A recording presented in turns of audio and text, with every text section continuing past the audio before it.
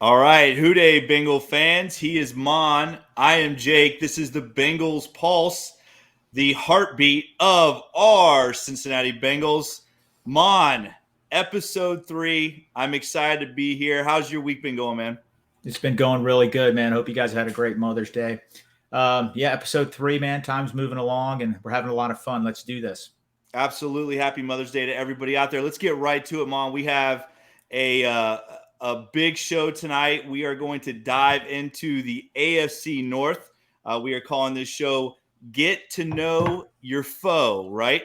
That's right. So we are gonna break down the other 3 teams in our division, which you and I really don't like to talk about very often. You got but that we're gonna right. do it. We're gonna do it tonight. We're gonna break down their rosters now, their off seasons, their draft. We're going to talk a little bit about last year and what happened there. But before we do, Maan, let's get to some quick news and notes. There is a lot going on this week, right?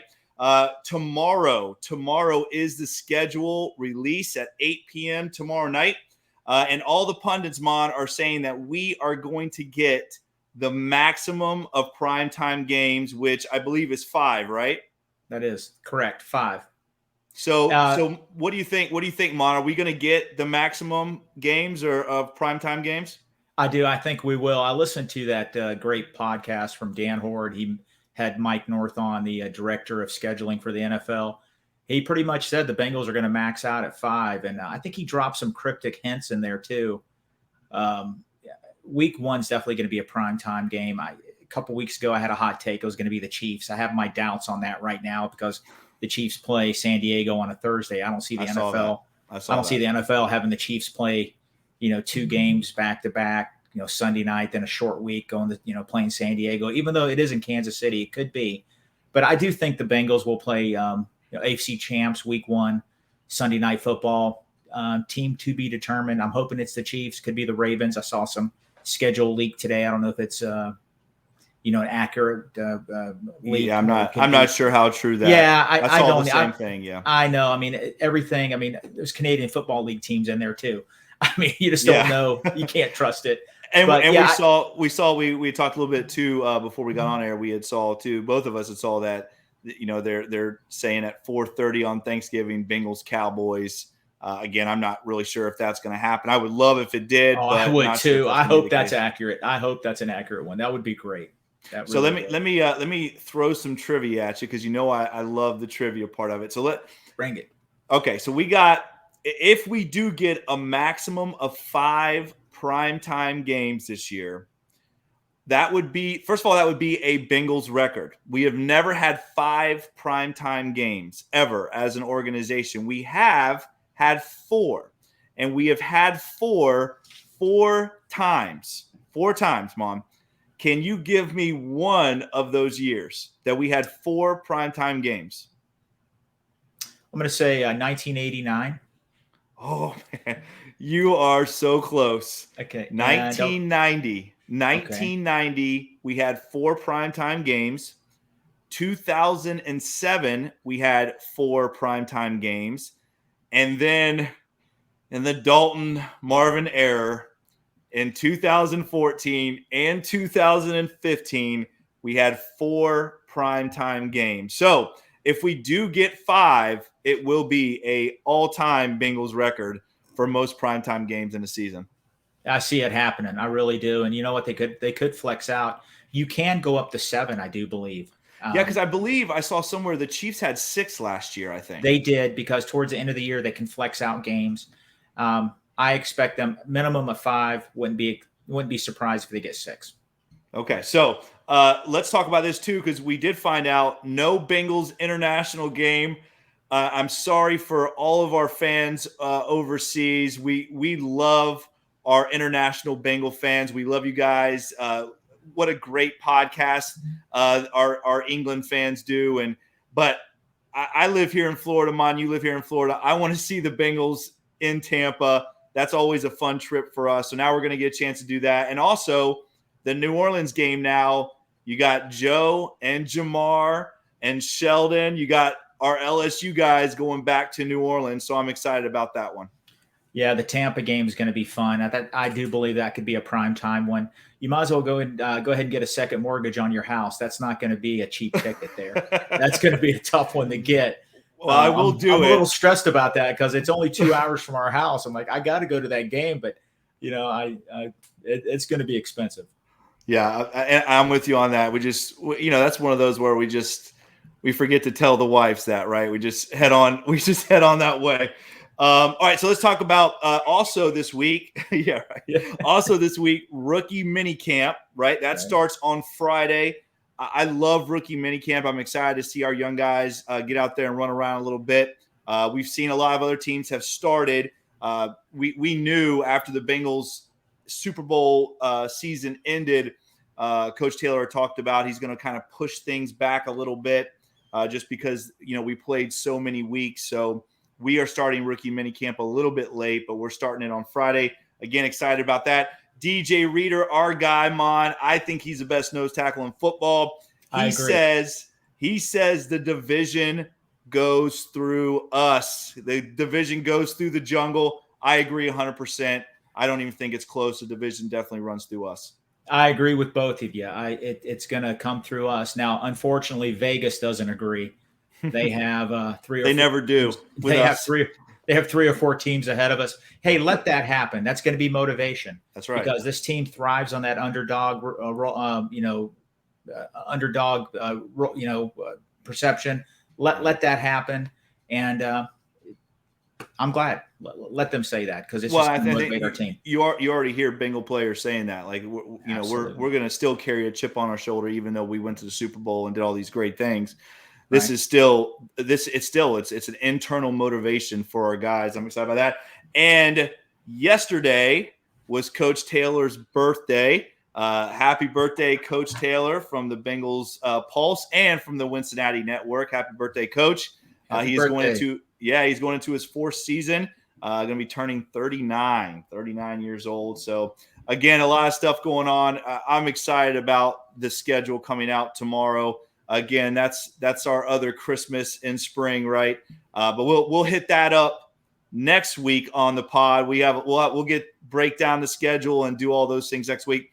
This week, let's get to know our foes, Mom. And we're going to talk about the three other teams that play in the AFC North. And we're going to start from the bottom. And man, it feels good to say that, right? So we're going to start from the bottom. And we're going to start with the Baltimore Ravens, who finished last in our division this year. They had an 8-9 record. Mon, they finished 1-5 in our division. 1-5 in our division last year. I know. I jotted some things down. Hey, if I told you, last year that the Bengals would have almost 1,100 yards total offense against the Ravens. And listen to this. The Bengals only committed one turnover against the Ravens last year. That's crazy. You think about the Ed Reed and all, how many times did Carson or Andy throw 4 or 5 picks or all these fumbles that cost us games? Right. We had almost 1,100 yards total offense against them. Listen, the Ravens Twitter is something else. They love talking about injuries. They are out of control. Listen, they did have injuries, but who doesn't have injuries? Did they care? I mean, remember 2 years ago, the last game of the season, they ran for 400 yards against us. Yep. We had 6 guys on defense that were on the team for like 3 weeks. I know. I mean, we had the start. That's typical. That's typical, right? But nobody cared that the Bengals had 24 guys on injured reserve. It's just injuries happen in this league. Like I said, it was a shocker. I mean, I'm still trying to process this. When I was doing some research for the podcast, I'm looking at these stats. And I'm like, what the heck is this? Well, the good, and Mon, the good teams, that's what good teams do, right? They go out and they beat bad teams. And let's not forget that first Ravens game, they had a lot of their players, Mon. There weren't very many guys. There weren't very many guys on the IR. So I don't buy that excuse at all. But let's talk about real quick. The Ravens. I want to add one thing. Let me add one thing real quick. Go ahead. That last game, that was the game that got Wink Martindale fired. Yes, we did. Joe, Yeah. Right. Joe Brr, he got Wink fired, by himself. Right. 575 yards of total offense. Oh man. And he amazing. threw for 525, right? Yeah, It's crazy. So let's talk. Real quick, the Ravens were swept by the Bengals and the Steelers. The Ravens lost their last 6 games, and obviously the last game of the season was that 16-13 game against the Steelers in overtime. The Ravens lost. That's one of the worst games I think I've watched. I watched the entire year. That game almost set football back a century. That was just horrible to watch. But again, they lost their last 6 games, which is very unlike a Ravens team. But let's talk about the awesome, my favorite stat of all of them. On the Bengals outscored the Ravens 82-38 last year, scoring 41 points in both of their games against the Ravens. Yes, they did. It was just total domination. And you hit a key point that people need to remember. The first game, they weren't ravaged by injuries that game. No, they were not. No, and the Bengals had 520 yards total offense that game, 409 yards passing, 111 yards rushing.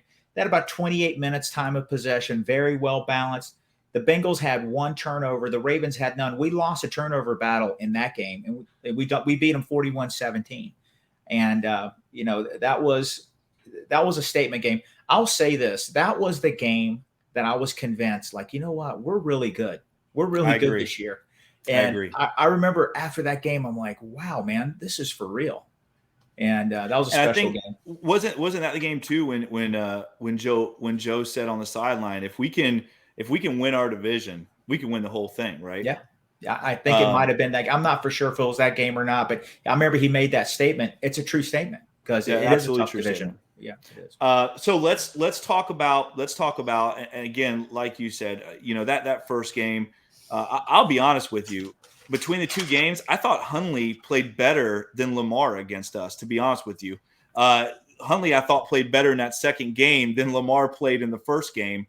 But again, like we talked about before, the excuses of the injuries and all this other stuff. Every team has injuries. Good teams fight through those injuries. And the point is that we dominated that football team twice. Twice we dominated them. They had a lot of close games too. Going back and looking at their schedule, they had a lot of close games. They did. I remember some of them too were against not bad football teams. That Lions game where the 67-yard field goal. They had to beat the Lions at the end of the game with a 67 or 66-yard field goal, whatever it was. Right. So I mean, they had some games too that, and we talk about it every year, that you're like, how do they pull this game out? Because sometimes with the Ravens, the better team doesn't always win. But I want to talk about them offensively and defensively real quick. And here's some stats I'm going to throw at you. Offensively, they were ranked 6th in the NFL. Again, not bad. A lot of that coming from the rushing side of it, right? And when you have a quarterback who is dynamic like Lamar, who can run outside the pocket and make things happen outside the pocket, a lot of times you're going to get those, a huge flux in those rushing stats. But they scored 387 points. They gave up 56 sacks. A lot of people talk about we gave up 70. They gave up 56 sacks, Maan. And again, you see that a lot of times with those mobile quarterbacks that can get out of the pocket and stuff. They try to turn something into nothing. But again, I feel personally like the Ravens don't have a guy that can stand in the pocket and throw the football, and that's where they're going to continue to struggle. And we can get to that argument later. But Lamar Jackson finished with 16 touchdowns, 13 interceptions. He was their leading rusher, which, again, I talked about it, I think, on Ace and Zim show. Their running back room is just an absolute disaster. It's a mess. Only 20 touchdown passes total for that team. And your leading receivers, Mark Andrews, who had 1,300 yards receiving. Again, he's a great tight end, 9 touchdowns. Hollywood Brown with 1,000 yards and 6 touchdowns, Maan. You throw for 20 total touchdowns. 15 of those came from 2 guys One of them you just traded. We'll get into that a little bit later on, but I've said it from the end of the draft on. They did nothing to fix that room, and you're not going to win football games in today's NFL when you don't have weapons at receiver, and their receiver room is by far the worst in the NFL. I will argue that until infinity. I mean, there is no doubt in my mind that is the case. But again, we talked about, those rushing stats. They did have a lot of yards rushing, and they had a lot of yards garbage time as well. And defensively ranked 31st in the NFL, Maan. 31st. A Ravens defense ranked 31st in the NFL.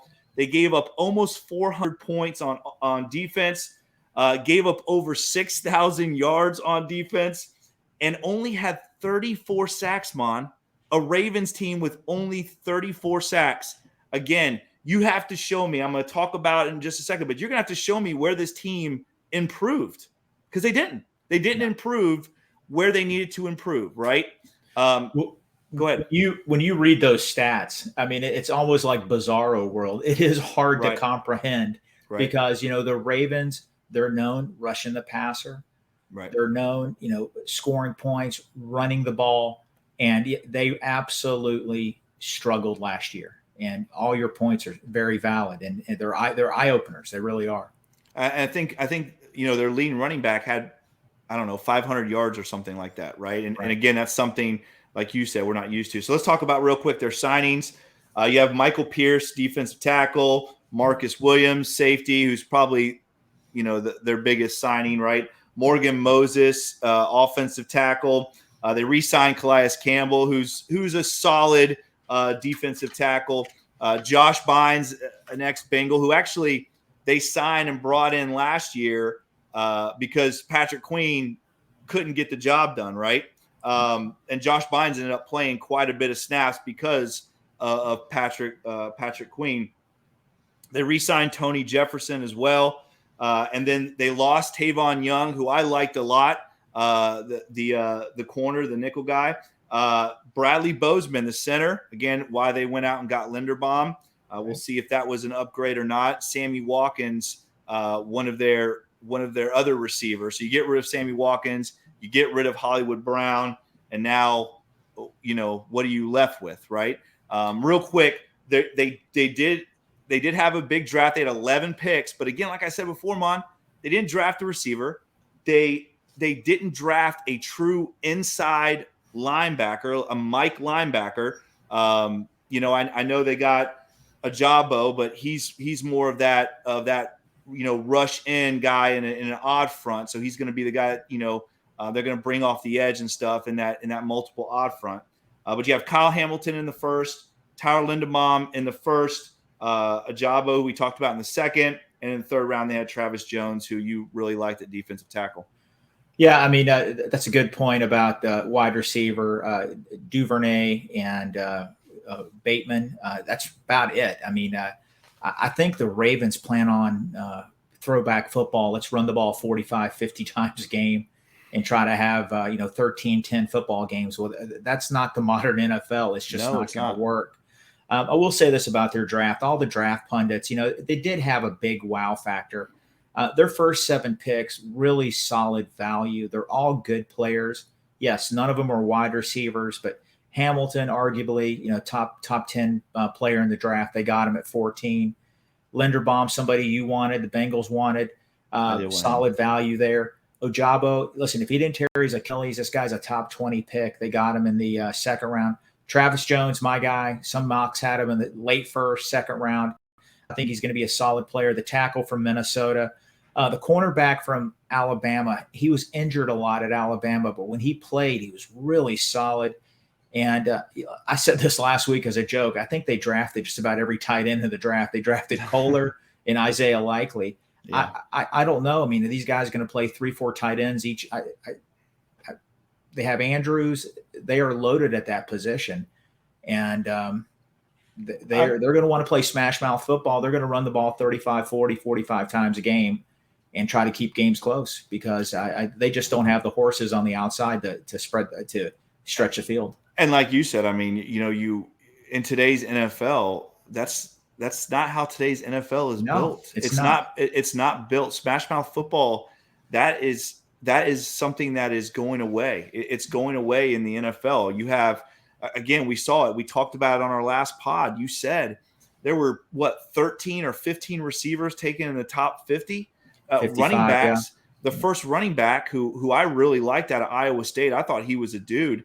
He didn't get taken till the second round. I mean, today's NFL it's not built that way. And again, like I said, after listing all of those stats, you got to show me where did they fix the pass rush, and where did they fix, throwing for only 20 touchdowns. Again, that's why they finished last in our division.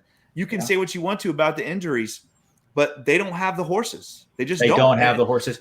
I like the draft. Let me say this real quick too. I want to make sure I'm clear about this. I like their draft. I like the players in their draft, but I don't like it for them. I don't see where they fixed their football team. They just didn't. I mean, that's the bottom line. Just one other thing about the Ravens in their offseason. Remember, they signed Zadarius Smith, and all of a sudden he walked away from the contract. That was a bad look. That's a really bad look for that. A very bad look. They're an elite. They're a blue blood franchise. Their owner is one of the wealthiest owners in the league, and for Smith to walk away, that was an odd look for them, and that was a bad look. Surprising. Bad look. All right, let's get on to the Cleveland Browns. Cleveland Browns finished third in the division with an 8-9 record, just like the Baltimore Ravens. They did finish with a better division record at 3-3. That is why they finished third, and the Ravens finished last. But again, very similar records. The Browns lost 4 of their last 6. And again, they beat us twice, but we're not going to count that last game because we didn't have one starter playing. You just can't count that game, right? At all. Right. We were able to rest all of our guys. And we still almost beat them, right? What was it? 21-16. They had all their starters. We almost beat them. We almost beat them with all of our backups. Those guys are checked out. Well, let's talk about that first game though, because I know you want to talk about that for a minute here. They did beat us 41-16. Talk about too, because you and I have talked about the matchup and where we are a little bit deficient when it comes to the matchup against them. Yeah, that was easily our worst game of the year. I don't know what it is about the Cleveland Browns, but we are a bad matchup with that team. They've won 6 of the last 7 against us, 7 of the last 10, and we just simply do not match up well against them. I remember watching that game, and they just ran it down our throat. That offensive line of theirs is very solid. It was very solid. It was solid. They lost Treader. I get it. But, that game, I think the tone was set, obviously. You remember the pick 6. We had a good, strong, efficient drive. And then Denzel Ward jumped. Who was he throwing it to? Was he throwing it to Chase? I think he was throwing it to Jamar. Yeah, and then he just jumped right in front and just took off. And that set the tone. We had 5 sacks in that game and 3 turnovers, including the pick 6. That killed us. I didn't even look up. You just mentioned it perfectly. The second game was nobody played for the Bengals. They were just getting ready for the playoffs. But we have to figure out what our problem is when it comes to matchups with Cleveland, because out of all the AFC North teams, they have dominated us the last 3 years. And, which is crazy, right? Because you watch some of their games, against other teams, because you and I do that, right? We do watch when the Bengals are not on, or if one of our division teams are playing on Monday night, because we always tell people we're a Bengals fan, and then we're a fan of anyone playing the Browns, the Ravens, and the Steelers. So we want to watch those games, right? Yeah. And it's crazy because you watch the Browns, and they just look awful. Mon, last year there were games they looked like they didn't even. It's like they were playing a different sport, right? I know. And then they line up against us that first time we played. And like you said, it's hard to recover from a pick 6. I mean, that just the momentum completely deflated the Bengals team. But it's crazy, right? Because when you look at all of our games for the entire year, that game is very odd because there were no other games like that. The other games that we lost were close. Yeah. They fell apart after that victory against us. They started going downhill. I remember all the pundits. That was their Super Bowl. That was their Super Bowl. but they definitely fell apart after that. Okay, so let's talk about real quick. I want to go over some offensive and defensive stats with you. Offensively, the Browns were ranked 18th. They scored 349 points. They gave up 49 sacks on offense. Baker Mayfield finished 17 of 13. That's touchdown to interception ratio. They only had 21 touchdown passes as a team. Nick Chubb did lead them in rushing. We both have a lot of respect for Nick Chubb. Almost 1,300 yards rushing with 8 touchdowns. Their leading receiver, Donovan Peoples-Jones, with 597 yards receiving. That was their leading receiver, and 3 touchdowns for him. Defensively, they were ranked 10th in the NFL. They gave up 371 points, which was 5 less than us. We gave up 376 as a defense. And they did only give up about 5,200 yards on defense. So they did play well defensively. Right. Yeah, they have some dudes on defense. I mean, Myles Garrett is a generational player. He is. He can take over a game. Denzel Ward is elite, and they have a bunch of other solid players, and we'll talk about it in a second. They picked up some guys that could rotationally help them. Picked up some guys in the draft that could help that defense out too. So let's talk about real quick signings, right? They made a lot of trades in the offseason. Traded for Amari Cooper, traded for Chase Winovich. They traded their linebacker, Mac Wilson, who I liked a lot, even coming out of college. Right. They traded him for Chase Winovich. Obviously, they traded for Deshaun Watson, which we'll get to in a minute. They did sign Jacoby Brissett. They re-signed David Njoku. They put him on the franchise tag. They re-signed Sheldon Day.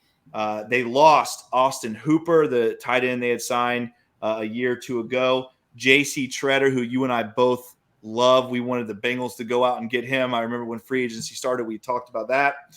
Very solid. Jarvis Landry, gone. Rashard Higgins, gone. Jadeveon Clowney, gone. Some big losses there. And it's going to be interesting to see what happens with Baker Mayfield too, right? Baker, I think they're waiting to see what's going to happen with Deshaun Watson, if they're going to move Baker or not. You and I have talked about this off air. I think Deshaun Watson is going to either miss 8 games or he could miss the entire season. I could see the NFL coming down hard on him. I know you think maybe a little bit differently, but what are your thoughts on the Browns roster? Well, I hope Baker stays on the roster because that helps the Bengals. That's going to be turmoil and some drama in that room. I agree. I forgot that Troy Hill, ex-Bengal, he was with the Browns last year. They traded him, I think, on draft day. He was a solid nickel corner for them. Right. Back to the Rams, right? He's back to the Rams. Yeah. Yeah. You know what? Their roster, we argue about this in the offseason all the time. They have a very, very solid roster. That offensive line, I know they lost Treader, but Wyatt Teller, Bitonio, Willis, Conklin. Listen, I would love to have some of those guys. That's a solid group.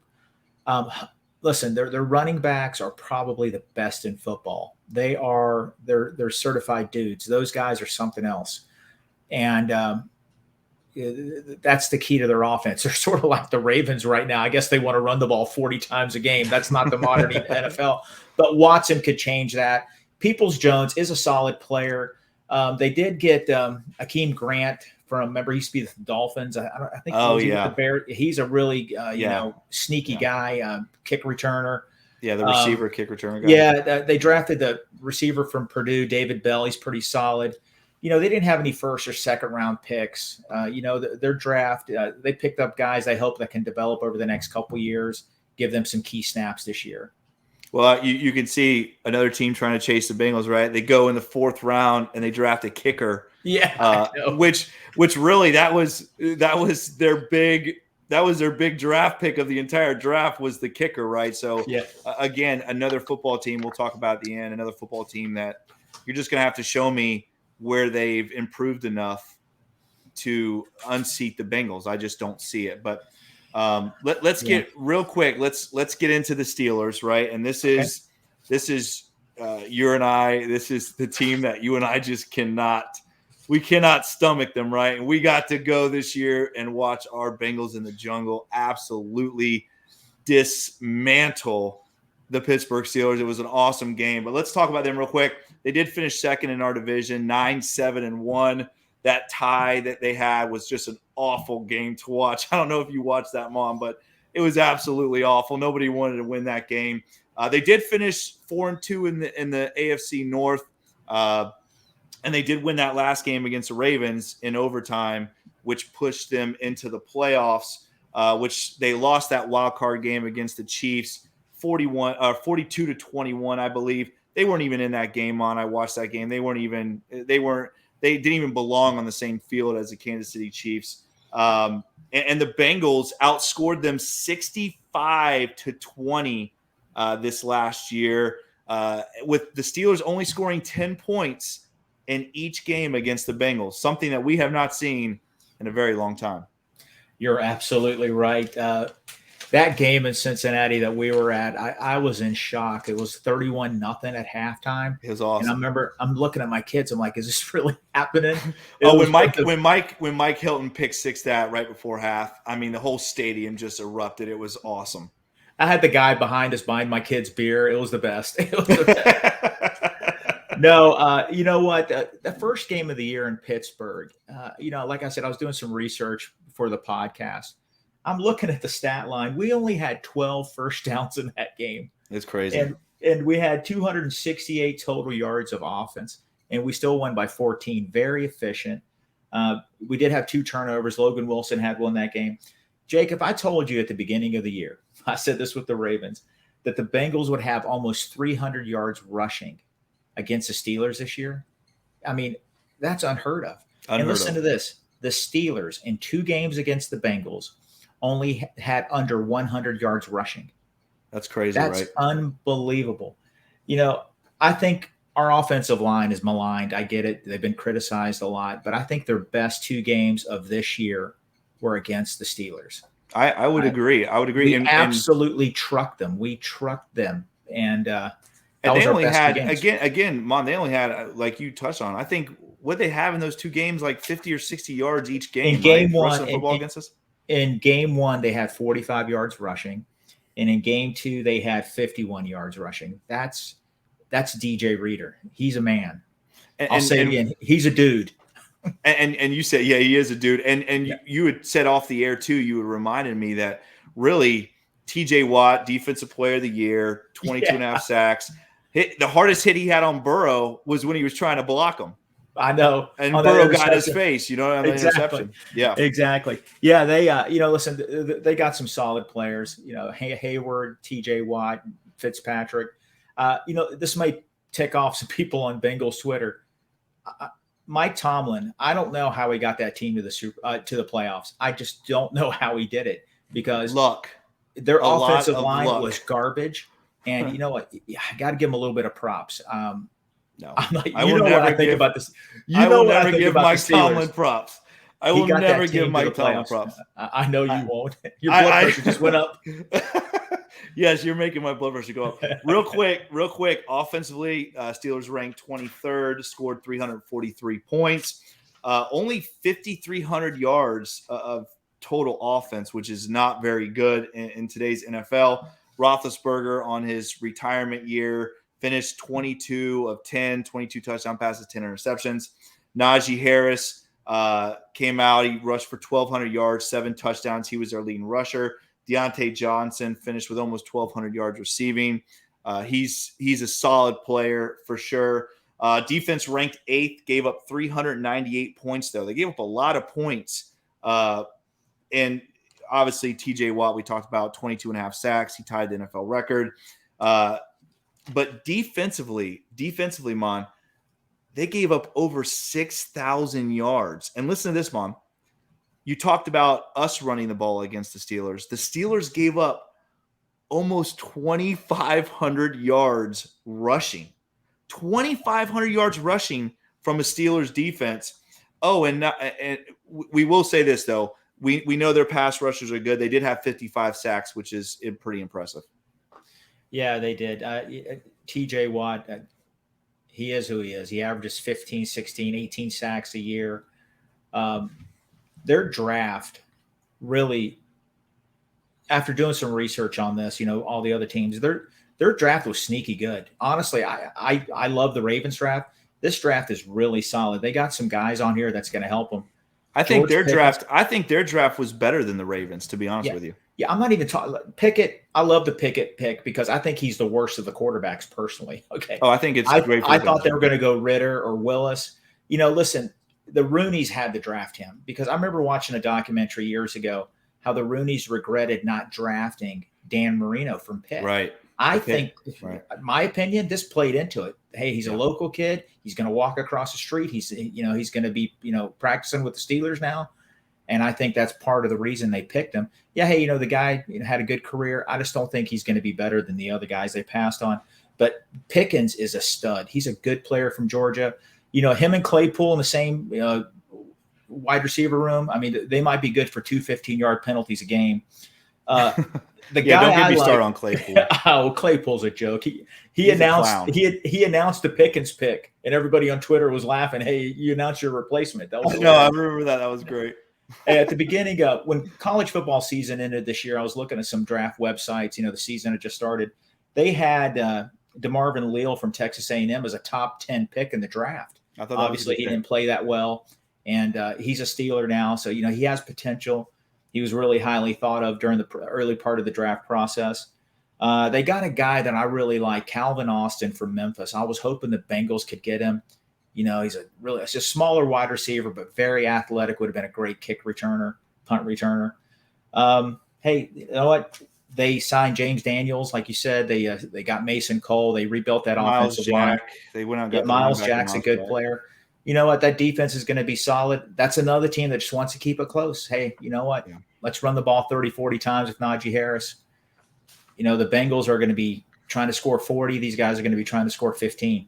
And, the thing with Pickett is this. I mean, it's so hard with these quarterbacks. I mean, obviously next year's draft class is more touted, highly touted than this last draft class. This last draft class, again, you really – it was tough. It was tough. And I agree with you. I think the Steelers – I'm not saying Pickett's a bad player. You never know. He could end up being a solid player, but I do believe that Dan Marino, I think that's a great point by you. I believe that Dan Marino mispick all those years ago did play a role in this with them signing Pickett. But real quick, Mom, before we get out of here, I want to know from you, because you already know my answer. I want to know from you, Mom, did these 3 football teams do enough to be in the conversation of who is going to win the AFC North this year? I'm going to say, I'll say no. But there's one team that does scare me, and it's all dependent on a suspension. If Deshaun Watson plays 16 games, I think, Cleveland could be scary. I still think the Bengals are the class of the AFC North. And let me say real quick too. Obviously, for me, I don't even think it's close. I don't think these 3 teams. And I know this might sound like me being a homer, but I just, on analytically and on paper, you have to show me where these 3 football teams have done enough to be in the talk. And to me, they haven't. They were deficient at a lot of areas. We went over that earlier in the pod. They didn't correct a lot of the areas. Again, I know the Steelers went out. They lost 3 receivers in free agency. They went out and drafted a couple guys.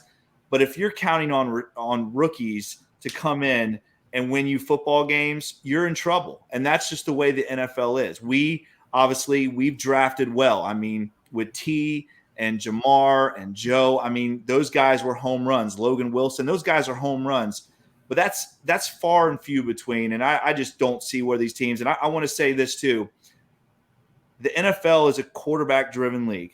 The best teams in the NFL have the best quarterbacks. And in our division, Mon, these other 3 quarterbacks, to me, they don't hold a candle to Joe Burrow. Those guys – and I'm gonna say this really quick. Let's just say Mitch Trubisky is the starting quarterback in Pittsburgh, because I think he will be. I think they're planning on Pickett sitting behind him. Mitch Trubisky has played in 5 seasons. He's been to 3 playoff games. He's won 1. Okay. Deshaun Watson has played in 5 seasons. Well, he's actually only played in 4 because obviously he missed this season.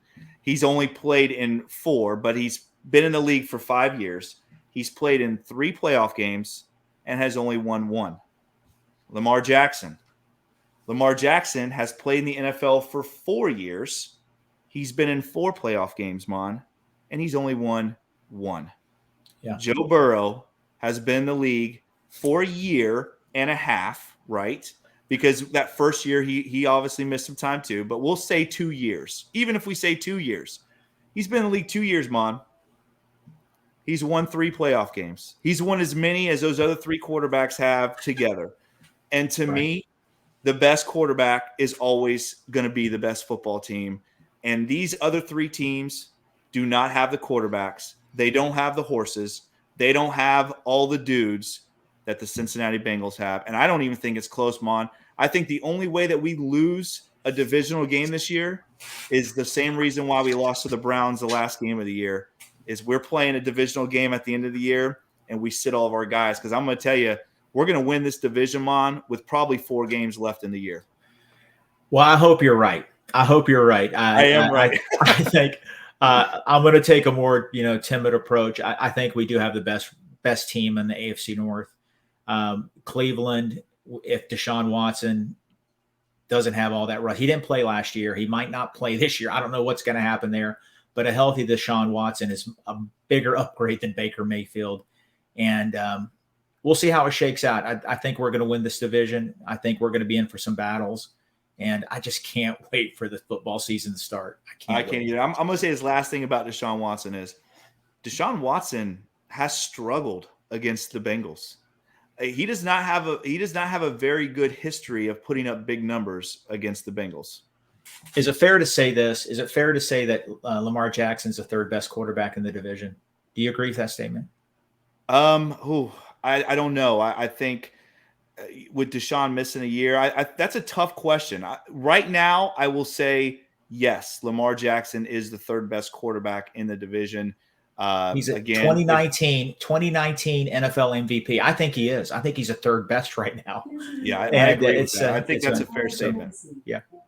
All right, guys. Well, hey, that is our 3rd podcast. It was great being here with you guys. Again, Ma and I are very excited about being here every Wednesday night with all of our Bengal fans. Make sure you guys follow us on Twitter at Bengals_Pulse9. Again, make sure that you subscribe, like, share this podcast. Make sure you guys follow that Wincinnati network, our boys Ace and Zim over there at the Wincinnati network. Again, we are very excited to be here. Next week, we're going to talk about the schedule. I'm very excited about that. I am Jake. He is Maan. This is the Bengals Pulse. Hoo day, Bengal fans. We will see you guys next week. Thanks.